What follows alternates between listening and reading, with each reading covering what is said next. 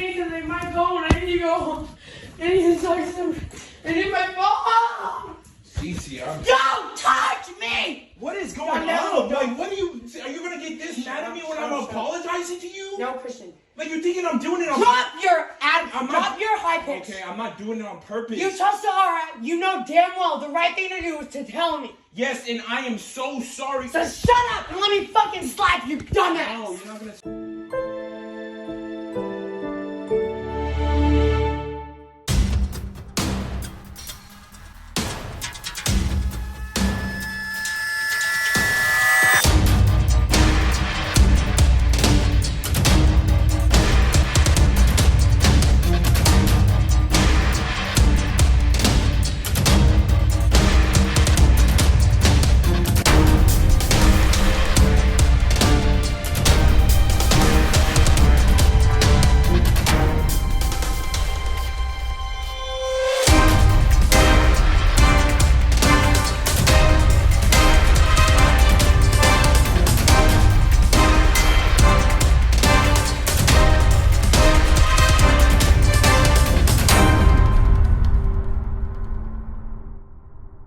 This audio is really bad, but I can't find anything else that's better audio, so we're just going to have to suffer through it.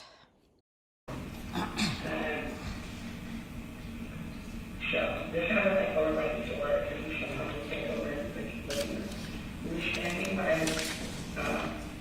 the couch before the kitchen and in the kitchen.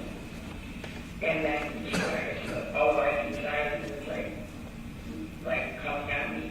And so I grabbed one of these knives from Cody for Christmas. I grabbed one and I was like, I swear to God. I swear to God.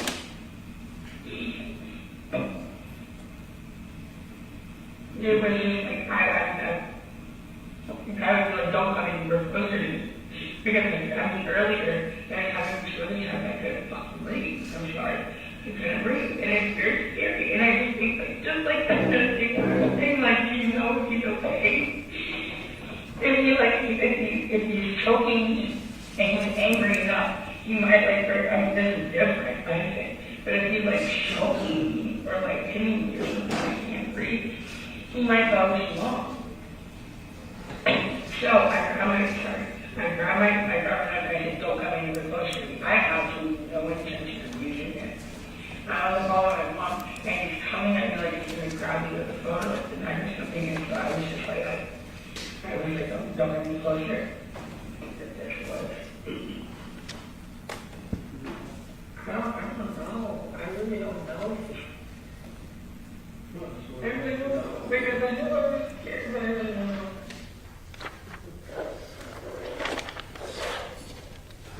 Yikes. I'm getting some serious Amber Heard vibes here. Remember when she was describing the attacks? She was always doing the actions of the attacker and not the ducking and deflecting of the victim, like Johnny Depp did. Yeah, those kind of vibes. I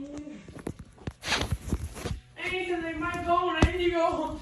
I need to talk to some. I need my phone.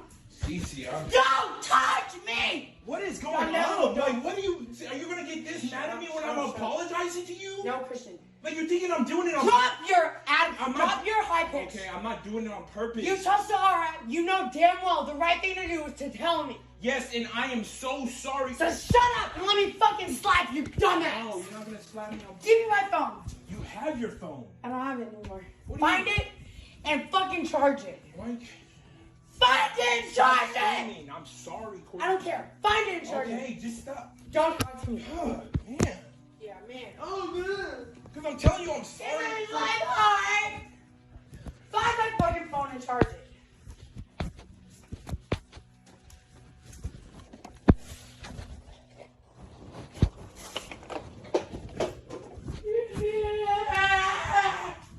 I don't know where your phone is. Find it. Can you help me find it? I won't! So why? Find it! Why are you screaming, man?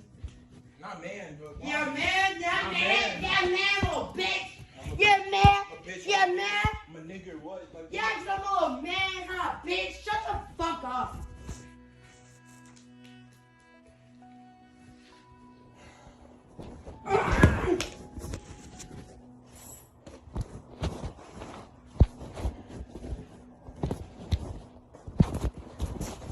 I need to find it because I have to go meet her again. to go out?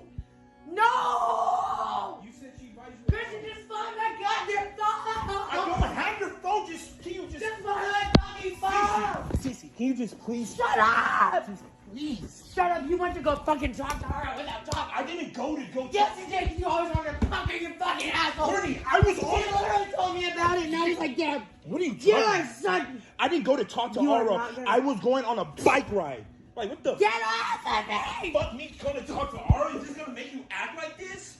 The You fuck? literally talked to her without telling me. Courtney, I was on a bike ride and she passed me and I said hi. You and Courtney are having a live chat. My bad, I forgot to tell you that. That doesn't make you to act and call me a fucking nigger. Fuck. You're a nigger. Yes, thank you. Coming from Courtney, thank you. I want you to get away from me. Get away from me.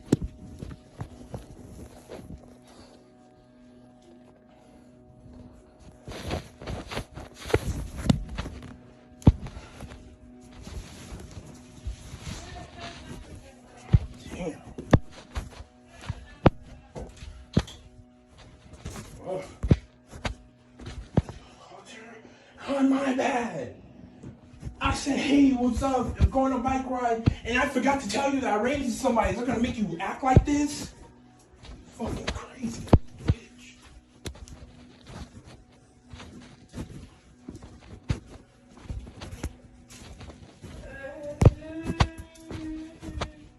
I can't find your phone. I can't find your phone. Well, find it. Find No, I it. Find am. it. Okay, I am. Find it. Okay, I am.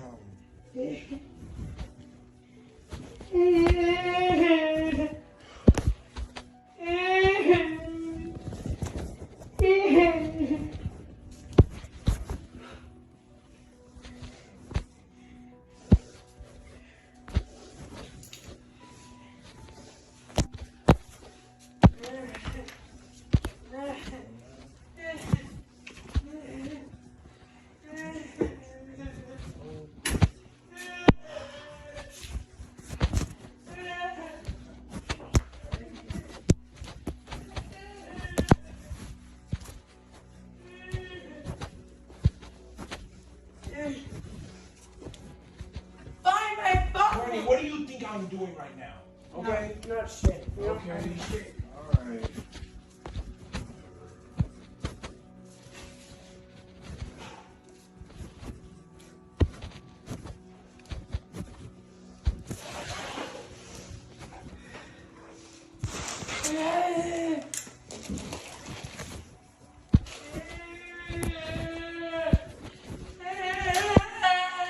Casey, I'm sorry, okay? Just let me apologize. No! Okay, you don't need to. Go find my phone! Go find my phone! Casey, come on. Go find my phone! God, you're fucking crazy.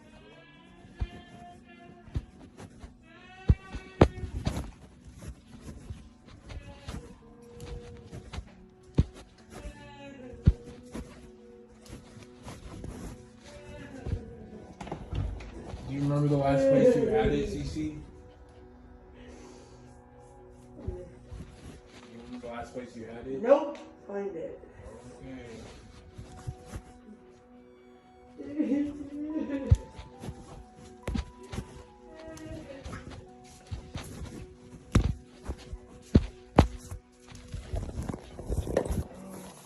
Aren't you the least bit curious about what this attack looks like outside of his pocket? Here, I'll show you an example.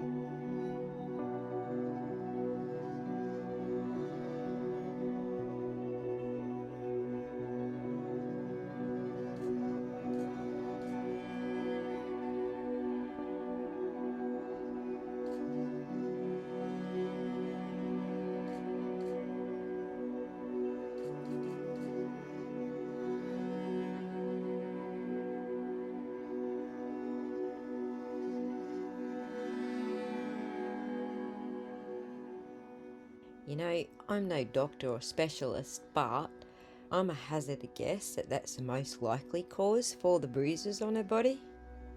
Now, her defense says that he's a covert abuser. He won't do it in public where anybody can see it or witness it. And that's really weird because... When it is 5 a.m., I had Decide whether or not you're done gaslighting me. let you have a great Decide whether or not you're done I gaslighting am me. mad that you told me to come. Decide right now. Courtney, that's a threat. I asked you so many times that I don't know, and I apologize. And you but do. you hit me. Shut the up. Don't. Sounds to me like she's the covert abuser. She doesn't want anyone to know. She's trying to keep him quiet because they're in public. Could you please tell us your name? Clenney. And how do you know Courtney? I'm her father. Now, Mr. Clenney, you're being called today for phase 2, specifically with respect to financials, so that's what we're going to be discussing today, okay? Let's go to wire transfers. At some point in time, were wire transfers made to an account that you have? Yes. And generally, around what time was that? Mid-April and then early May. There were 3 total. Now, can you explain to us why those transfers were made? Well, after April 3rd, Courtney was a mess. I didn't really trust her to handle her finances. One important thing was that her debit card for one of her accounts was not found, and we didn't know who had it or had access to her accounts. So we felt like the prudent thing to do would be to transfer the money into one of our kind of dormant accounts and then safeguard it that way, and then as she needed it, we could use it on her benefit. Well, the first wires were on April 12th of this year. There was one wire for $121,000, one wire for $1,013,000, and then subsequently in May, there was a $50,000 wire as well. At the time that the wires, the first wire came in, what was the balance in that account? It was $12 and change, if I'm correct. So the 3 balances that were transferred in that you mentioned, it totals $1,184,000. Is that accurate? That's accurate. Yesterday, the detective testified to believing over $2 million was transferred or belonged to Miss Clenney. Do you have any information that there was over $2 million? No, he was incorrect. Okay. The next big expense, she wanted to move home, put down roots again, be close to us again. And how much was the purchase price of the home? And the purchase price was $1.35 million. Now, did a large portion of the funds belonging to Courtney go to her defense of this case? Yes. She also went to rehab at some point? Yes. And how much was that? The airfare and the rehab itself totaled $35,497. Now, notice the difference in the way he talks when he's caught in a lie or has to admit to something he doesn't necessarily want to admit to. Good afternoon. Hello? So you've told us that you are Miss Clenney's father. That's right? correct. And obviously you have a very familial relationship with her. You don't want to see anything bad happen to her. That's correct. You would do anything for her, as well as look over her finances, but if it came to it, you would lie for her. No, I would not, and I resent that accusation. It's not an accusation. It is an accusation. But my question to you is, if it came to it, would you lie for your daughter? No. Okay. And in regards to her working situation, you know that she worked for OnlyFans. I didn't know that for quite a while. You know that now. I did. You know that because you're in charge of her finances. Correct. And you actually just said that you were talking about the first charge, the first expenditure, you did her taxes for her. Yeah. Well, I didn't do the taxes. The CPA did the taxes. You collected the documents to give to him. Correct. Okay. So, in regards to OnlyFans, that's something that can be done online. Yes. And that's a job that can be, if you have any internet access, it can be completed from that internet access. That would be true if it wasn't canceled by OnlyFans. Well, my question to you though is, as a result of how the company actually works, if you have an internet connection, you could theoretically use it. I don't know how the company works. I just know that they are on the internet. That's all I know about OnlyFans. You know that her videos are online? I do. Okay. She's not working now, obviously. That's correct. But if she got out, there's nothing stopping her for trying to continue to work for OnlyFans. They've canceled her account. Correct. Right now. But nothing stops her from trying to reestablish that. Well, I was told by her manager that they weren't going to open her account.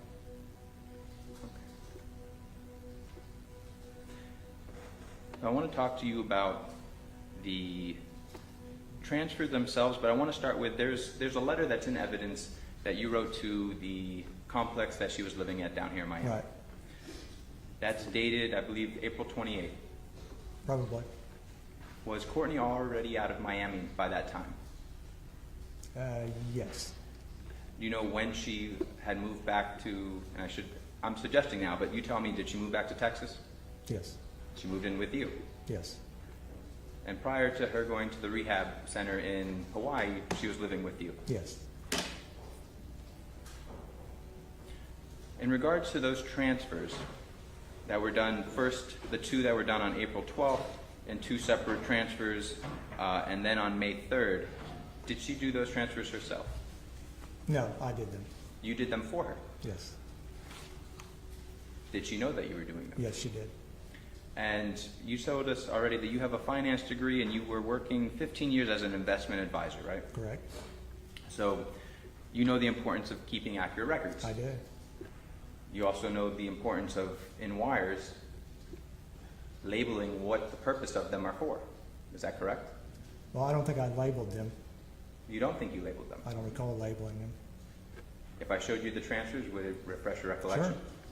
Your Honor, permission to approach? Mr. Clenney, I'm directing you to these transfers.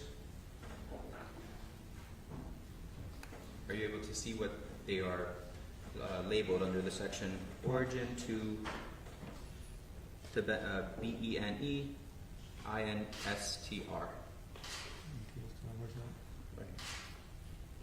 No, repayment of loans.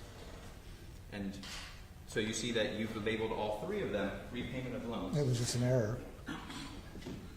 So, sir, you say it's an error, but now you've also told us that it's important to keep accurate documents. Is that right? Correct.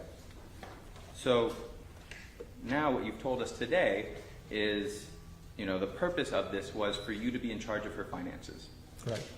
However, back on that day, you labeled those wires repayment of loans. Right. Well, some of them were going to be all total repayment of loans, but then she needed money. That doesn't answer my question, sir. You've labeled them two different things, one different here, one different on the day you made the transfers. Right. Are you lying then or are you lying now? I'm not lying. It was an error on my part. And now I want to talk to you about the defendant in her time in living with you. So during her teen years, did she live with you? Yes. Were there any incidents where either she was a danger to herself or to your family? No. Is there anything, so do you have any memory of any incidents of you being called out to a scene? Judge, objection, this is beyond the scope. Phase 2. Maybe we could stop our So, Mr. Clenney, if given the opportunity that your daughter is released, would she come back to live with you? That's an option, yes. And do you find her to be a danger to you? Absolutely not. Do you find her to be a danger to your daughter, your other daughter, No. or your No. wife? No. And are there any situations that you've had or that you've seen, that you've observed or been privy to between Ms. Clenney and your wife and your other daughter? I think, well, no, because I think there may have been an incident, but I wasn't there. So Did you eventually learn of what happened? I think the sheriff's office may have been called, but she wasn't a danger to those two people. Do you know why nothing was done further? Judge, I'm going to object. Personally, I think he knows darn well what she's like. But then again, if he was the absentee father, maybe he doesn't. She told me that she was on the phone with you when part of this incident was going down. Yes, she was. So around what time was it that you guys were on the phone? You know what, I looked on my records a little bit ago, so let me look back and see exactly what time that was. Let's see. Okay, it looks like she called me at first at 3:43 and we talked till about, two different phone calls, talked till about 3:56. That's what it looks like, but I'm not 100% sure. I heard her say, you lied, just get out, just go away. I'd actually been out there for 6 days basically trying to get rid of it. You lied what? She was saying you're lying, and he was saying I'm not lying, but I really don't know what the whole thing was about. I didn't know he was there. I thought he was gone. So, in the argument that you overheard today on the phone,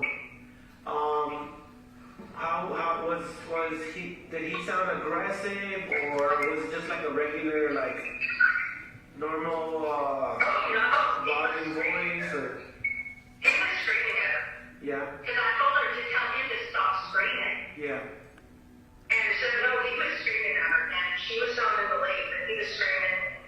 I couldn't hear what he was saying. I could hear her telling him to go over good. And then the next thing I know, she's called, crying, yelling for him to get out. I don't know how yet. She didn't tell me that part. Okay. She was yelling for me to get out. She was yelling me live. And he was yelling at her back. And actually, he was screaming because I thought that, security, I didn't think police, security was going to get called from the yelling. And the dogs were barking as they do when Christian started. And that's it. That's all the defense had, the mother and the father. They had not a shred of evidence that Toby had ever abused Clenney. If Your Honor wants to take the mother's statement as true about her being on the phone until 4:56, and then Miss Clenney calling at 4:57, what that means is she's on the phone while the stabbing occurs. And what that means is she did not give that information to the detective. So she is misleading the detective in whether or not the information she knows is true or not. In regards to that statement specifically, there's a number of different things that are important, Judge. And that would be that what she didn't do and what Miss Clenney didn't do. So she tells this court, or she tells in the statement that the defendant's telling the victim to get out, that he lied, to leave and go away. But what that would also indicate is that the defendant never told her mother that she was grabbed by the neck, that she was slammed on the ground. Because as a mother, the first thing you're going to do when a detective tells you what happened, what did you hear, is my daughter was being beaten up, abused. Didn't happen. Why? Because the defendant never told her mother that. Very good point indeed. Moreover, the mother probably couldn't hear Toby because her daughter was too busy screaming. Let me walk you through so that you can understand how devastated they are, even today. They first learned of Amisele, who they affectionately known as Toby. Christian, his dad, when they got a telephone call from someone requesting permission to donate his organs, they immediately thought it was a joke, unaware of what had happened, flew to Miami. They had met the defendant once, didn't know that much about her. They had, Christian and the defendant had moved to Miami only January of this year. So when they flew to Miami, they wanted to know if the defendant was in custody. She was not, had not been arrested. I was then engaged, set up a meeting with the state attorney's office, and to unfold exactly, and the first thing I did was apologize as an officer of this court, as a lawyer in this community, as a former prosecutor, knowing that that's not the way we do things here in Miami-Dade County. I was embarrassed. And then they learned the tragic news as to what took place. I believe, unfortunately in this case, we too often assume, because we know about females being in an abusive relation, but we don't realize that men also find themselves in abusive relations. Mr. Umbaselli is dead today because of the toxic relationship, and that he was in denial of being physically abused as well as mentally abused. Just wow. Can you imagine getting a phone call asking, can we take your son's body parts? And you didn't even know that he'd passed away? I'm not entirely sure that there are any more injustices that could happen in this case. But Clenney getting bail on the 8th of December? Yeah, after hearing all of this, that would be another injustice.